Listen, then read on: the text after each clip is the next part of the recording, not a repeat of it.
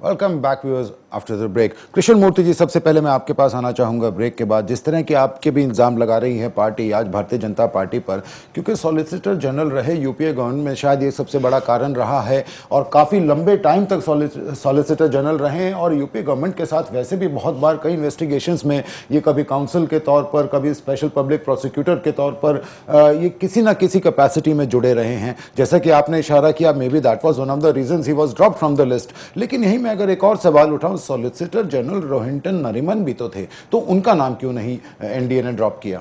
देखिए, ये कहीं ना कहीं इनकी कहीं न कहीं कड़वाहट लगी हुई है, जिसकी वजह से इनको टारगेट किया गया है जी। इनकी काबिलियत पे कोई प्रश्न चिन्ह नहीं है। वो कॉलेजियम ने इनको सबसे काबिल वकील समझा है, इसकी वजह से वो लेके आए हैं।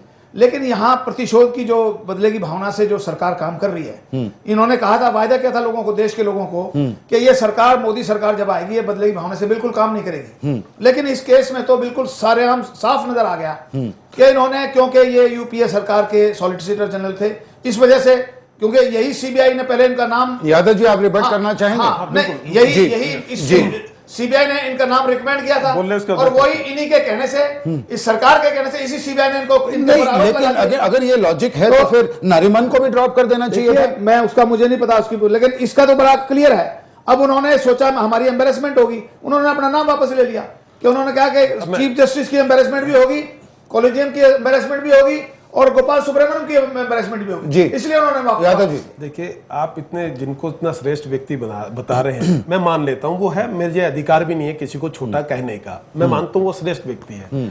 अब आप बता रहे हैं कि उनको चीफ जस्टिस की उन्होंने अपमानित होने से रोका, उन्होंने अपने साथियों का, आपको ये अधिकार मिला है कि दोबारा से क्लोजिंग रिपोर्ट उसके पास जाता है, ये कॉलेजियम के पास, तो ये एक्सेप्ट होता है, ऐसा जज बता रहे हैं। यहाँ के जो मुझसे इस विषय के ज्यादा ज्ञाता है, मैं बिल्कुल नहीं हूं, वो ये बता रहे होता है। और आपको लगता है कि वो बहुत ज्यादा ईमानदार थे।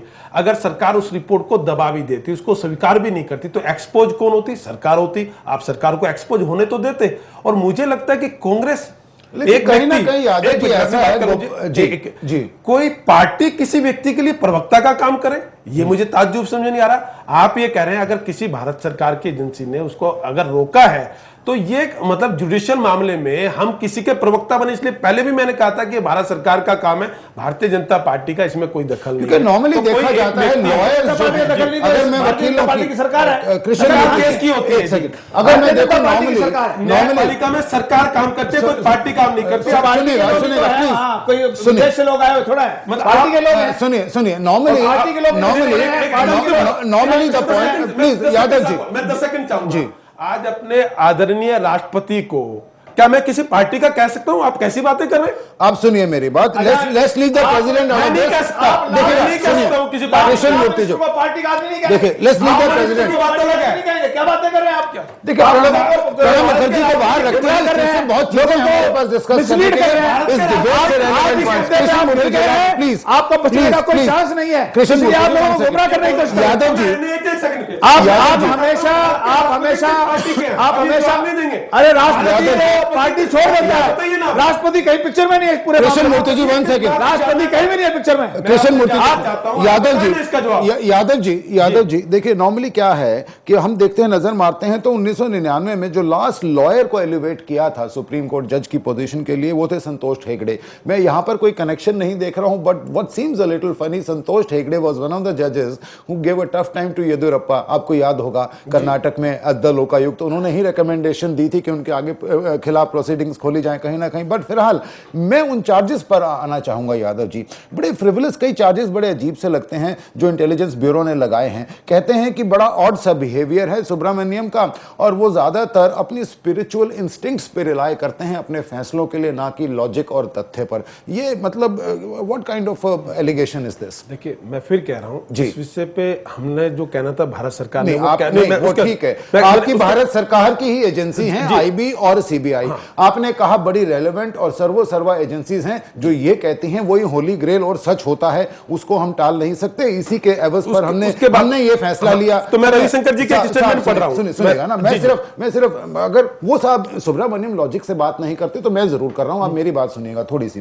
पद्मा भानाशाह टेंपल की बात है, यहां पर जहां वो 35 दिन रहते हैं और उन्होंने 575 की पेज की अपनी एक रिपोर्ट दायर की थी, बहुत बड़े खुलासे किए थे कि किस तरह वहां के वॉल्स में से गोल्ड को गायब किया जा रहा है, खजाने को गायब किया जा रहा है। और आपकी आईबी कहती है कि अपनी रिपोर्ट में सुब्रमण्यम ने कहा कि यह क्रेडिट जो है, ये जो मिसडीड्स हो रही थी, वहां गलत काम हो रहे थे, उनको डिस्कवर करने का मैं इसको मानता हूं एक डिवाइन ताकत है कोई, जिसकी वजह से मैं ये सब पकड़ पाया। और कहते हैं कि उनका जो सुबह सुबह उठ के एक मॉर्निंग रिचुअल होता था बड़ा अजीब सा, जो ये बताता है कि वो स्पिरिचुअल पावर्स में ज्यादा विश्वास करते हैं। He used to shut it mind, बिल्कुल अपने दिमाग को बंद करते थे और गाइडेंस कहीं ना कहीं सीखते थे राम से, परमात्मा से, जिसकी वजह से वो ये सब एक्सपोज कर पाए। That's why he is not worth being the supreme court जज। आप बताइए मुझे, मतलब प्लीज फॉर गॉड सेक्स। एक तो जो आपने बताया जहां गड़बड़ मेरी मैं अपनी बात कर रहा हूं, आपने अपनी बात कही है। आपने उनको एक आध्यात्मिक चिंतन का व्यक्ति बता दिया, कैसे उनको मार्गदर्शन मिलता था जी। और जो आपने बताया कि जहां से सोना चोरी होता था जी, तो वो इसी कांग्रेस की सरकार में होता था जी, जिसका उन्होंने हर बात में आपके मध्य प्रदेश में सरेआम चोरी हो रही है, सरेआम मध्य प्रदेश के अंदर घपले हो रहे हैं। ये कोई लॉजिक नहीं है। क्या बातें कर रहे हैं, कांग्रेस की बातें कर रहे हैं, आपके मध्य प्रदेश के पूर्व शिक्षा मंत्री बात कर रहे हैं। सुनिए, कांग्रेस बीजेपी का काम है। सुनिए, एक मिनट मैं अपनी बात करूं प्लीज। मेरा निवेदन है, एक तो मेरा निवेदन है, अगर आपने यहां बुलाया तो मैं आपके अनुसार बोलूंगा। नहीं, आप you speak your mind, you speak your mind. मेरा मतलब मेरा ये जरूर है, भारतीय जनता पार्टी के कार्यकर्ता होने के नाते अमर्यादित नहीं बोलूं, परंतु मेरी भाषा भी आप तय करेंगे, इसमें मुझे आपत्ति है। मीडिया से मैं तय नहीं, I am not going to put any words in your mouth, and when media says something which you don't like doesn't mean you start criticising the media. I am not going to take it on this part. Why? मेरा निवेदन आपसे, मैं अपनी बात तो मैं ही कहूंगा, ये अधिकार है मेरा, मौलिक अधिकार है बोलने का। ऑफ कोर्स, हाँ, मैं किसी की हार्ट कर रहा हूं तो निश्चित रूप से मुझे नहीं करना चाहिए। आपने जो उदाहरण दिया वो आपने उदाहरण दिया, मैंने बताया कि जिस व्यक्ति को उसने एक चोरी पकड़ी, इसलिए पकड़ी, आध्यात्मिक आधार पर पकड़ी जा सकती है, तो यहां माननीय जज बैठे हैं, उस रिपोर्ट पे कितने रिलाई करेंगे वो बता यादव जी। और उसके एक अंतिम वाक्य, कितने एमिनेंट लोग, पर्सनालिटीज मेडिटेशन करते हैं, भगवान को याद करते हैं, सुबह सुबह 100 तरह की पूजाएं करते हैं। इसका मतलब ये नहीं।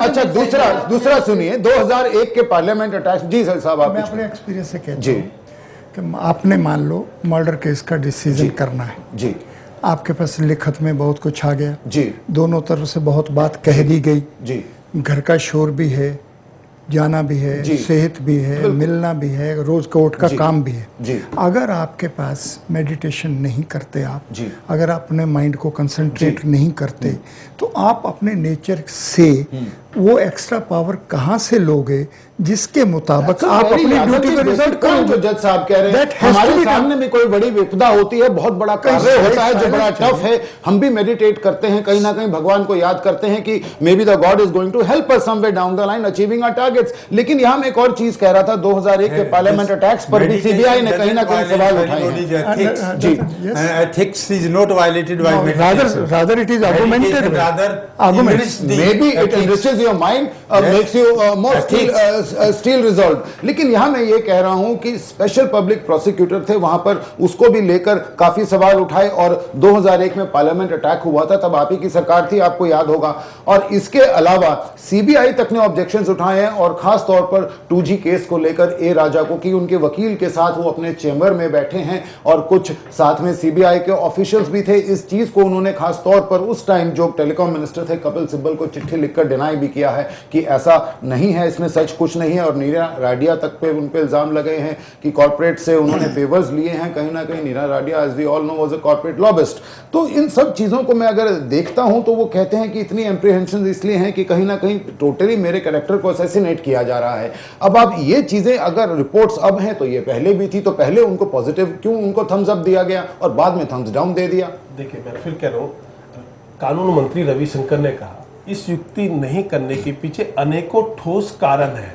आज वो अनेकों ठोस कारण हो सकते हैं जो हम यहाँ चर्चा नहीं कर सकते। हम कर रहे हैं, उनमें से कई कारण हम आप उठा रहे हैं, हम तो चर्चा मैं- करेंगे। बंधु, मैं कानून मंत्री का बयान बता रहा हूँ। कानून मंत्री ये कहते हैं इसके पीछे अनेकों ठोस कारण है, और कई बार होता है उन ठोस कारणों की आप चर्चा कर सकते हैं, आप मीडिया के व्यक्ति हैं, परंतु सरकार नहीं करना चाहती हो कि सरकार के अपने कारण होंगे। देखिए शिवराम जी, मैं आपके पास आना चाहूंगा। अगर ऐसी ही बात थी, हमें यह भी नहीं भूलना चाहिएगा कि 2G केस को लेकर जो इन्वेस्टिगेशन चल रही थी, कहीं ना कहीं गोपाल सुब्रमण्यम उस समय की UPA 2 सरकार से भी अग्रीड नहीं थे, इसीलिए उन्होंने इस्तीफा दिया था on some principles grounds. He wasn't satisfied with the way the investigations were proceeding, और उस केस में वो गवर्नमेंट ऑफ इंडिया की तरफ से लीड काउंसिल थे। तो आप उन पर यह इल्जाम कैसे लगा सकते हैं, इज नॉट केपेबल और he was bent towards one particular party?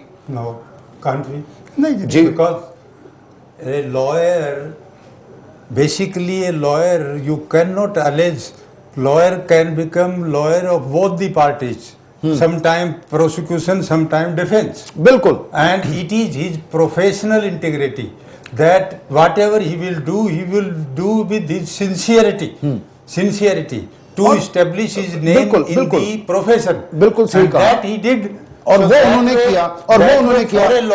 Ji. for a lawyer on this ground that there was a murder, open daylight murder ji. was committed. Every public used to know. Ji. Even then the lawyer, his defense lawyer created so many arguments. It ji. is his duty ji. to create.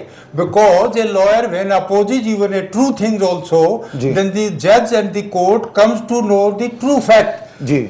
Opposition and the and defense. provided the judge is astute and smart enough, whether a truth is being somewhere down the line trying to be converted into a lie. क्योंकि Yeah. जज साहब, मैं आपके पास आना चाहूंगा। आप इस कुर्सी पे बैठे हैं, इस ओहदे पर रहे हैं, आपको बहुत तजर्बा है, कुछ अचीवमेंट्स हैं। अगर मतलब if these are not the ones जिनके एवज में जिनके ऊपर अपनी सक्सेस राइड कर कर कोई अगर सुप्रीम कोर्ट का जज बन सकता है, तो कब 1991-92 काउंसिल रहे ये जुडिशियल कमीशन के, जिसको गठित किया गया था राजीव गांधी की जो मर्डर हुआ उसकी सिक्योरिटी लैप्सेस किया हुए थे उसको स्टडी करने के लिए। 93 में इनको प्रोसिक्यूटिंग काउंसिल बनाया था CBI की तरफ से बॉम्बे ब्लास्ट को लेकर। 94-95 में स्पेशल कमिश्नर रहे थे, और वो भी सुप्रीम कोर्ट ने इनको अपॉइंट किया था उस टाइम कि मेंटल हॉस्पिटल्स में कुछ निर्दोष लोगों को किस तरह भर्ती कर दिया जाता है। असम राज्य की मैं यहाँ बात कर रहा हूँ। 2001 में ये काउंसिल रहे, जुडिशियल कमीशन गठित हुआ था जस्टिस वेंकटा स्वामी के अंडर में, जहां पे डिफेंस सेक्टर में जिस तरह हमने कई बार देखा करप्शंस को एक्सपोज करने के लिए, तो बड़ी सेंसिटिव इन्होंने हम तो इस औहदे लेवल संभाले हैं, इस उनको लेवल लीड तक किया इस है। लेवल तक कहा जा सकता जी। है कि ऐसे काउंसिल को प्रैक्टिकली कोलिजियम ने ही इनवाइट किया होगा, जी। प्लीज कम, जी। because it is a sacrifice for जी। a senior lawyer to leave his practice ji.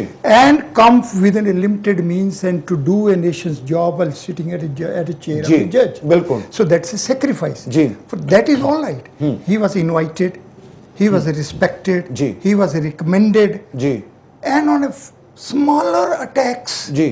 he has not sustained that nervous system and has not given a opportunity to the nation to expose that false things cannot come in the way of a right person. जी। So that is what the major difficulty has come. He should have probably fought back। लेकिन मोर साहब, आपके पास आना चाहूंगा क्योंकि RM Lodha ने भी chief justice of India ने कहा, काफी नाराजगी दिखाई अपनी इस बात को लेकर, लेकिन वो साफ तौर पर कहते हैं कि 4 सुप्रीम कोर्ट के जज और मैं जब बैठता हूं तो हम वाकई में अपनी जिम्मेवारी को कहीं ना कहीं समझते हैं, और हम जो बेस्ट टैलेंट है ऑफकोर्स उसी को ढूंढ करके लाएंगे देश की सबसे बड़ी न्याय पालिका की कुर्सी पर बिठाने के लिए। तो कहीं ना कहीं उनकी बात में भी दम तो है। जी बिल्कुल, कि हमारे चीफ जस्टिस कहते हैं कॉलेज में 5 हैं और सीनियर जस्टिस हैं सुप्रीम कोर्ट के, तो ये सीधा सीधा जो उनको किसी भी प्रकार से सरकार अगर रिकमेंडेशन को वापस भेजती है तो उनकी किसी न किसी मंशा पे, और जो भी चीजें जो सरकार चीजें कहती है CBI की जैसे आप बात कर रहे थे,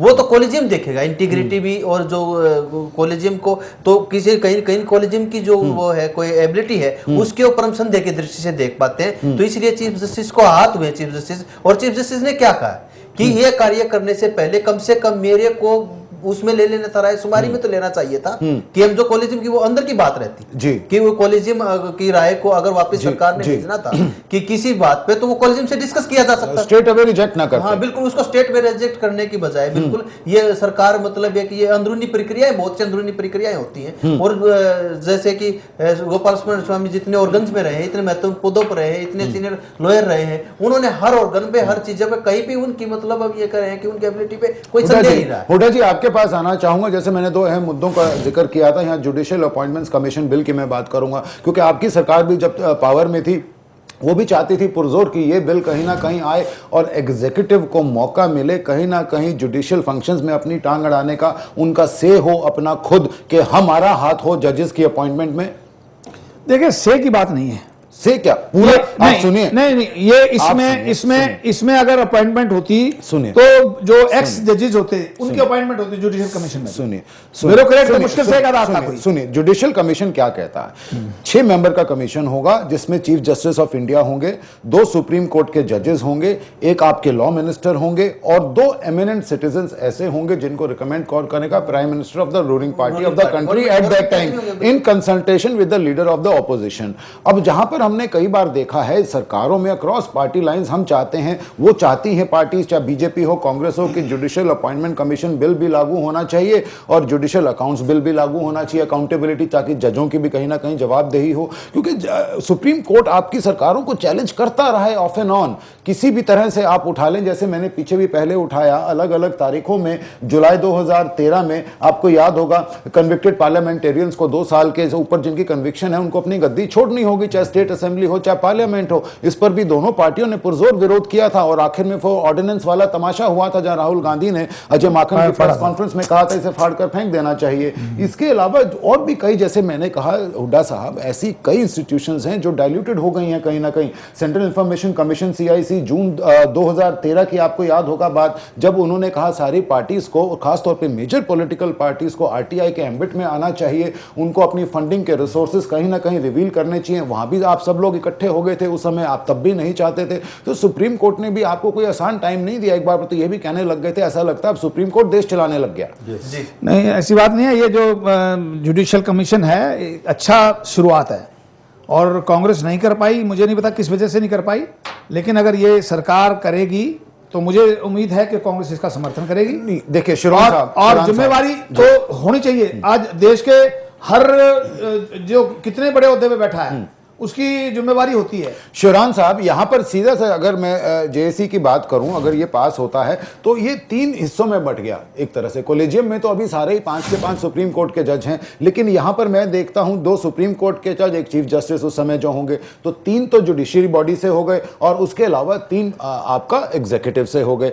तो एक तरह से बट गया है, टोटली बराबर से हो गया है। बड़ा मुश्किल हो जाएगा ऐसे में, तो किस तरह से मतलब आप फैसला ले पाएंगे, मेरी समझ से बाहर है। अपॉइंटमेंट ऑफ जुडिशरी जब कॉन्स्टिट्यूशन हमारा बनाया जा रहा था तब भी ये इशू उठा था हमारे सामने। अमेरिका का कॉन्स्टिट्यूशन का उदाहरण था, उसमें सुप्रीम कोर्ट के जज अमेरिका में अपॉइंट किए जाते हैं प्रेसिडेंट से with the consent of senate जी। तो वहाँ पॉलिटिकल इन्फ्लुएंस सेनेट में जिसकी मेजोरिटी होगा वो प्रेसिडेंट को यूज टू क्रिएट, वो हमने छोड़ दिया। फिर हमने देखा इंग्लैंड का, इंग्लैंड में जो है किंग अपॉइंट्स, तो king is poorer than our position of president, तो वहाँ टोटल एग्जीक्यूटिव का था। तो फिर ये कंसेंसस आया कॉन्स्टिट्यूशन असेंबली में कि हम बीच का रास्ता लेंगे जिसमें एग्जीक्यूटिव का भी हिस्सा हो और जुडिशरी का भी हो। तो यही हमने पैटर्न यहाँ अपॉइंट किया। 124 आर्टिकल कहती है कि president of India shall appoint the chief justice and other जजेस of supreme court in consultation with the जजेस ऑफ सुप्रीम कोर्ट और high court to whom he deem necessary to consult। ठीक है, this is the, इसी point को लेकर के ये जो आया 93 का जुडिशियल एडवोकेट्स और रिकॉर्ड केस, फिर 99 में रेफरेंस केस, प्रेसिडेंट का रेफरेंस केस, उसमें इन्होंने कंसल्टेशन को इफेक्टिव बना दिया कि consultation doesn't mean only chief justice, 4 senior most जजेस and chief justice, and that should be consensus. जी, कंसेंसस होना चाहिए। लेकिन कहीं ना कहीं जुडिशियल अपॉइंटमेंट कमीशन बिल अगर थ्रू हो जाता है, और मैं मानना ये जरूर चाहूंगा यहाँ पर दोनों पार्टीज ही चाहेंगी, यूपीए भी चाहती थी, एनडीए भी चाहेगी, वो थ्रू, साथ में मैं जज साहब आपके पास आना चाहूंगा, जुडिशियल अकाउंटेबिलिटी अगर बिल मैं उठाता हूं तो ये भी बड़ा अहम बिल है कहीं ना कहीं। ऑफ कोर्स चाहे वो जजेस हो, कोई भी अकाउंटेबिलिटी सबकी बनती है। इसमें एक थोड़ा सा जी। फायदा जो होगा जी। कि ट्रांसपेरेंसी ज्यादा आएगी। जी। अपॉइंटमेंट से पहले इनवाइट किया जाएगा, जी। वाइड पब्लिसिटी होगी, उनका बायोडाटा और बाकी मटेरियल इंफॉर्मेशन सर्कुलेशन में आएगी, डिस्कशन में आएगी। जब ये वाइडली डिस्कस किया जाएगा तो बहुत सारी इंफॉर्मेशन जो अदरवाइज क्लोज सर्किट में नहीं मिलती ओपननेस में आ जाएगी, ओपननेस में आएगी, प्रोसेस और ट्रांसपेरेंट होगा और फैसले लेने में कहीं ना कहीं थोड़ा आसानी हो जाएगी और एक्सपोजर जल्दी हो जाएगा। जी, कहीं ना कहीं लड़ाई झगड़े ये सब बंद होंगे। लेकिन जहां मैं अपॉइंटमेंट अकाउंटेबिलिटी बिल की बात कर रहा हूं जज साहब, उसमें क्योंकि उस time Ashwini Kumar law minister होते थे, ऑफ कोर्स उनको रिजाइन करना पड़ा था किसी वजह से, वो आज फोक्लोज में हिस्ट्री है। हुड्डा साहब, इसमें कोई आपकी पार्टी को गौरवान्वित होने की बात नहीं। अप्रैल 2013 आपको याद होगा सुप्रीम कोर्ट ने सीबीआई की एक टीम को कहा था कि हमें कोल स्कैम की सारी रिपोर्ट चाहिए, और उसमें आपके उस टाइम के लॉ मिनिस्टर अश्विनी कुमार उस रिपोर्ट को टिंकर करते हुए पाए गए थे, और उसके चलते सीबीआई डायरेक्टर ने उस टाइम एफिडेविट दिया था सुप्रीम कोर्ट में कि अश्विनी कुमार ने ऐसा किया है। तो इसलिए मैं आपसे कह रहा हूं कि ऐसा नहीं है, पॉलिटिकल पार्टीज किसी भी तरह से इंटरफेयर नहीं करते। कहीं ना कहीं उनकी उंगलियां हर पाए में मुझे दिखती हैं। अकाउंटेबिलिटी बिल की मैं बात कर रहा था जज साहब, क्योंकि इसमें अश्विनी कुमार ने उस टाइम कहा था सीधे तौर पर कि करप्शन और नेपोटिज्म ऐसा नहीं है कि जुडिशरी में नहीं है, वो भी है कहीं ना कहीं, और वो सामने आनी चाहिए। अकाउंटेबिलिटी होनी चाहिए इन लोगों की भी, क्योंकि आज कोई ऐसा मैकेनिज्म नहीं दिखता जहां हम जजेस को अकाउंटेबल रख सकें। और आम लोग, पब्लिक, अगर उनको जजेस से कोई शिकायत है तो उनको भी एक फोरम मिलना चाहिए कुछ ना कुछ। और एक बहुत बड़ी बात उसमें इन्होंने कही कि कोई भी जज किसी भी कोर्ट में किसी कॉन्स्टिट्यूशनल अथॉरिटी के खिलाफ वर्बली कुछ नहीं बोलेगा। I think this is a very big point. ये एक बात रही, और इसको डिफरेंट एंगल से लीजिए। जी। अगर आर्गुमेंट्स में जज पार्टिसिपेट ना करे तो आर्गू करने वाले लायर को क्या पता चले कि जो पॉइंट वो स्ट्रेस कर रहा है उसको कंटिन्यू रखे या उसको वहीं स्टॉप करके दूसरे ब्रांच ऑफ आर्गुमेंट को स्टार्ट करे। So participative role of a जज during the arguments cannot be curtailed, should not be curtailed. Yadav ji, आपका जवाब देना बनता है। And one thing here, more what I have to say is, if you do everything whatever you want to do before appointment, but if you believe from the pen of a judge somebody can suffer a death sentence, then at least believe him for other processes reaching at the judgment as well.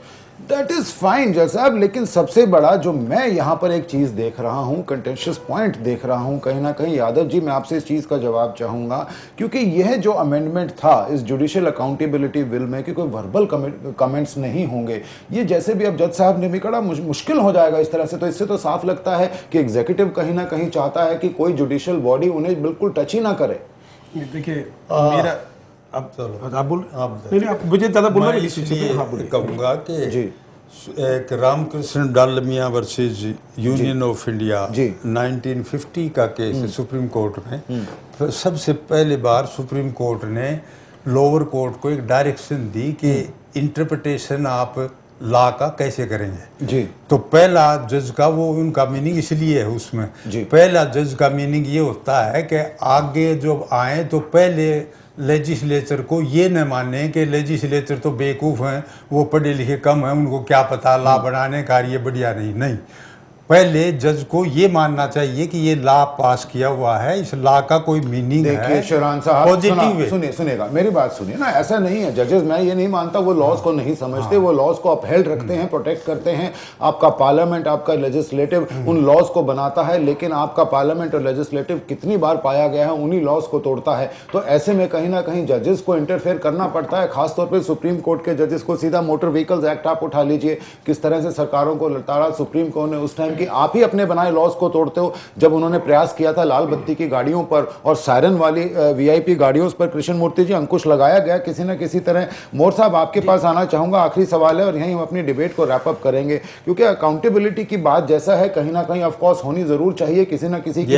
मैं एक case यहां उठाना चाहूंगा, justice Jagdish Bhalla का case है। यहां पर उस टाइम इल्जाम लगाया था बकायदा शांति भूषण ने और राम जेठमलानी ने। उन्होंने साफ तौर पर कहा था कि उनकी बीवी 5 लाख का प्लॉट खरीदती हैं जिसकी असल में कीमत 7 करोड़ 20 लाख है। और हम ऐसा नहीं मानते कि जज साहब को इसके बारे में कतई कोई भी ज्ञान नहीं है। और वाई के सब्बरवाल उस time chief justice of India होते थे, रिलेशंस के चलते उनके खिलाफ ना तो FIR की गई, ना कोई प्रोसीडिंग्स करवाई जी गई। बिल्कुल।